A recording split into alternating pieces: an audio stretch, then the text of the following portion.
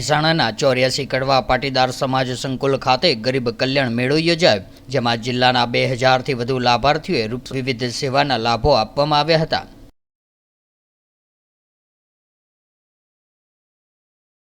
મહેસાણા જિલ્લાની અંદર 2000થી વધારે લાભાર્થી ભાઈઓ છે। એમને 81 લાખ એટલે 8 કરોડથી વધારે રૂપિયાના લાભ એમને પ્રાપ્ત થવાના છે।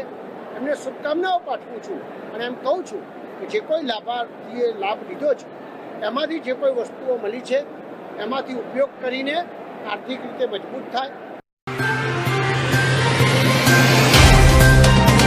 तो व्हाट्सएप, ट्विटर, फेसबुक, इंस्टा जहाँ भी आपका अकाउंट है, इसे शेयर बटन के द्वारा वहाँ पर शेयर करें।